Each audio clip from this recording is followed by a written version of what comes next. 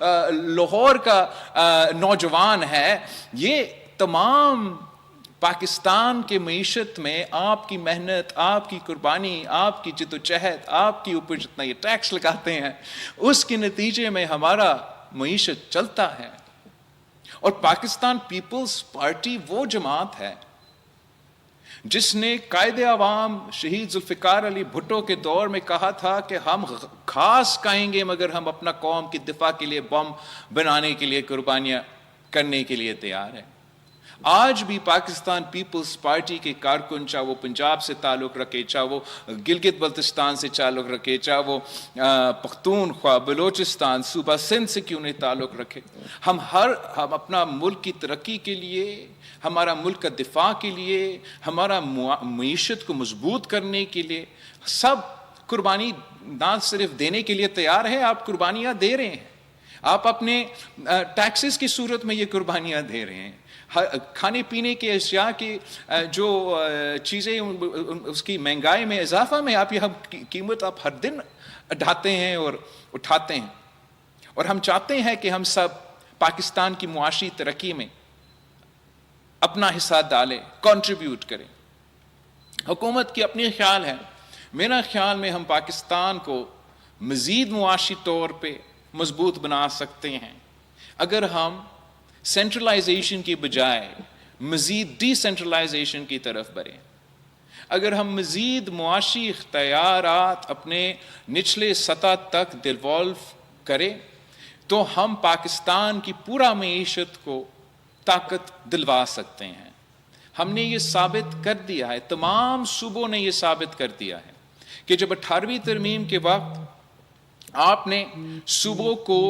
Sales tax آن services ڈیولو کروایا،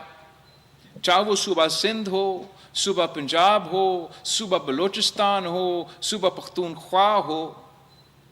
جب ان کو یہ اختیار ملا کہ وہ اپنے طور پہ یہ ٹیکس جمع کرے، تمام صوبے نے وفاق کو یا مطلب ایف پی آر کو پیچھے چھوڑا۔ آج بھی وہ نمبرز موجود ہیں کہ جب سیلز ٹیکس آن سروسز وفاق کے پاس تھا تو کتنا ٹیکس کلیکشن ہوتا تھا، اور اب جب کہ پنجاب اپنا کلیکٹ کر رہا ہے، صوبہ سندھ اپنا، باقی صوبے اپنے، تو کیوں تمام صوبے وفاق کو بیٹ کر رہے ہیں؟ میں سمجھتا ہوں کہ اگر حکومت سے انگیج کیا جائے یا اگر حکومت ہم سے انگیج کرتے ہیں، ہم یہ تجویز دیں گے کہ ہمارے ساتھ بیٹھ کے ایسے فارمولاز بنائیں جس سے ہم آپ کی معاشی مشکلات، مثلا پاکستان کی معاشی مشکلات کو دور کر سکیں، ہم اپنے صوبے کو، اپنے اسٹیک ہولڈرز کو مزید امپاور کر سکے تاکہ وہ آپ کے لیے بہتر پرفارم کر سکے، نہ کہ یہ امپریشن جائے کہ کسی کے حق پہ ڈاکہ مارا جا رہا ہے یا کسی سے کوئی حق چھینا جا رہا ہے۔ انشاءاللہ تعالی ہم ثابت کر دیں گے کہ جب نہ صرف آپ حق دیتے ہو مگر اس حق کے ساتھ، اس اختیار کے ساتھ ایک ذمہ داری ہوتا ہے، اور ہم تیار ہیں وہ ذمہ داری پورا کرنا تاکہ ہم مل کے پاکستان کی ترقی میں اپنا کردار ادا کر سکیں۔ ہمارا امید ہے کہ ہم سب مل کے نہ صرف معاشی طور پہ، سفارتی طور پہ اپنا کوشش کریں گے کہ پاکستان کی معیشت کا ترقی ہو، کہ بین الاقوامی سطح پہ پاکستان کا کہ نام روشن ہو، کہ ہمارے عوام کا معاشی طور پہ ترقی ہو۔ ان چیزوں کے ساتھ ساتھ پاکستان پیپلز پارٹی کی تجویز یہ ہے، یا ہمارا کوشش یہ ہوگا کہ جو پاکستان کے اندر جو سیاسی بحران ہے، اگر ہم چاہتے ہیں کہ معاشی طور پہ ترقی کریں، اگر ہم چاہتے ہیں کہ پاکستان کو جو مقبولیت عالمی سطح پر جو ہمیں ملا ہے اس کا صحیح معنوں میں پاکستان کے عوام کو فائدہ ملے، تو پاکستان میں جو ہمارے اندرونی سیاسی اختلافات ہیں، ہمارے اندرونی سیاسی اختلافات جو اس وقت پاکستان کی تاریخ میں اگر آپ دیکھیں تو مجھے تو یاد نہیں ہے کہ اس قسم کے، ایٹ لیسٹ میرا اپنا زندگی میں اس قسم کا سیاسی تھلکی ہو۔ ہمارا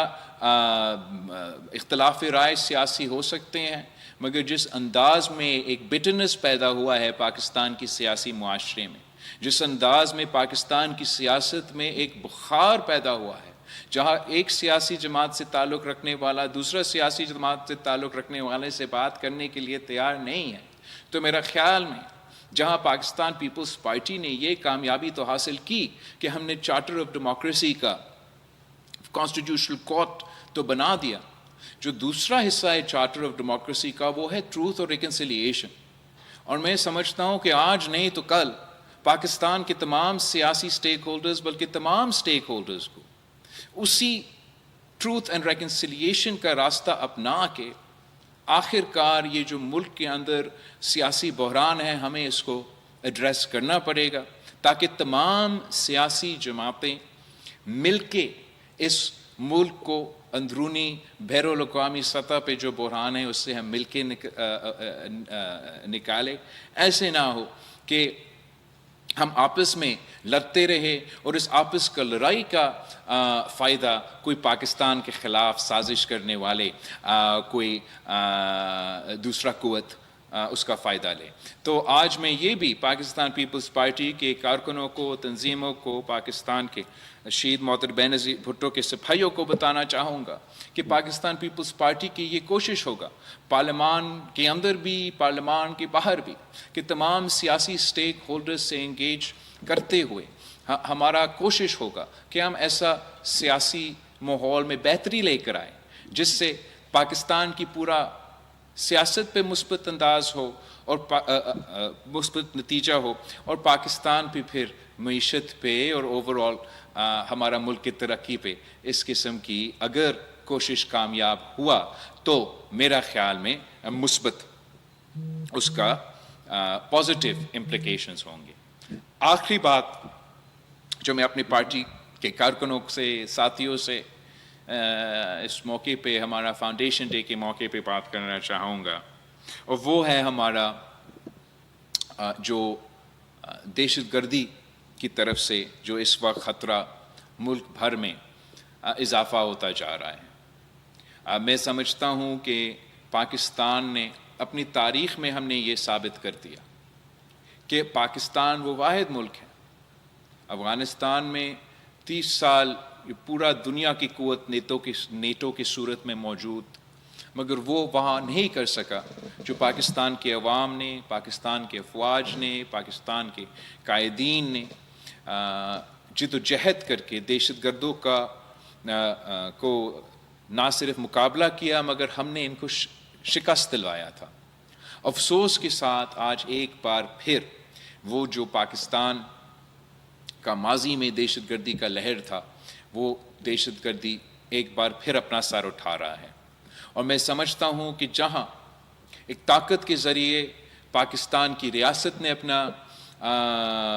ریٹ آف دا اسٹیٹ قائم کرنا ہے، ان کا جو ہارڈ رسپانس ہوتا ہے اس میدان میں پاکستان کامیابی حاصل کر رہا ہے، اور جہاں جہاں بھی دہشت گردوں کا یہ سر اٹھتا ہے تو وہاں ہمارا پولیس، ہمارا فوج پہنچ جاتا ہے اس سر کو کاٹنے کے لیے.